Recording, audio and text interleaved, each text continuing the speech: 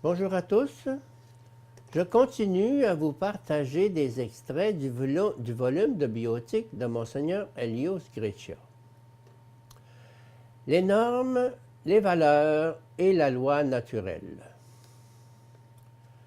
La philosophie contemporaine conçoit à nouveau la vie éthique non plus comme un ensemble de normes, de lois et de fins, mais comme un appel à réaliser des valeurs qui mènent à l'accomplissement de la personne humaine, le daimonia, l'enthousiasme ou le bonheur.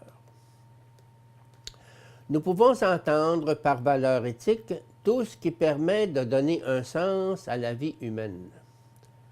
Les valeurs, les normes et l'éthique en général seront différentes selon le concept de l'homme que l'on se représente. La valeur au sens philosophique est tout ce qui suscite l'estime, l'admiration, le sens de la perfection. Et comme le dira Ricoeur, la valeur semble à la croisée de notre désir infini d'être et des conditions finies de sa réalisation. Et il n'existe pas seulement les valeurs économiques basées sur l'utilité et la convention, mais aussi les valeurs culturelles, spirituelles, religieuses et morales.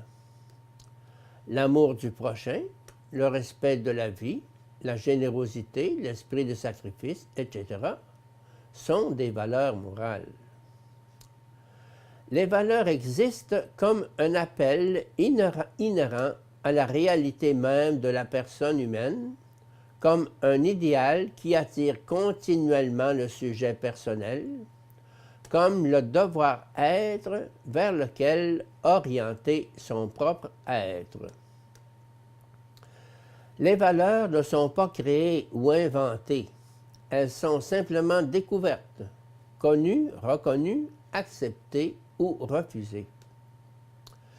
Les valeurs ne sont pas modifiées dans le temps, car leur essence est supratemporelle et au-dessus de l'histoire. Ce qui pourrait se modifier, c'est la connaissance que l'homme a de la valeur.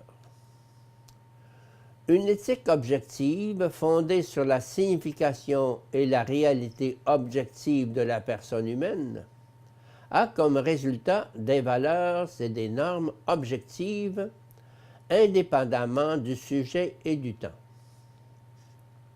Si à l'intérieur de la valeur et à sa base, il n'existait pas une structure de la réalité ou essence, la valeur cesserait donc d'exister comme telle et ne serait qu'une illusion. Les choses sont des valeurs, les personnes sont des valeurs, Dieu est la valeur suprême. Les valeurs réclament aussi une valence subjective, une résonance du sujet. Le sujet y reconnaît une bonté, un coefficient pour la construction et le sens à donner à sa vie. Le point délicat est celui du fondement des valeurs. Le modèle éthique personnaliste admet et considère l'existence des valeurs, mais il les représente basées sur la réalité métaphysique. Face à la personne qui conçoit et évalue, la réalité se dessine comme une valeur quand elle assume le caractère de bonté, de correspondance à l'être et à la vie des personnes. Les termes loi naturelle ou loi morale naturelle désignent plutôt un fait qu'une théorie. Le fait que l'homme est par nature un être moral et que la raison humaine est en soi une raison pratique et morale. La loi morale provient de la nature humaine et elle trouve en elle la structure qui la soutient, sans laquelle elle serait une instance externe, extrinsèque, répressive et insupportable, mais aussi non intelligible. Par conséquent, La loi naturelle est la lumière de notre intelligence en vertu de laquelle les réalités morales deviennent accessibles à l'homme.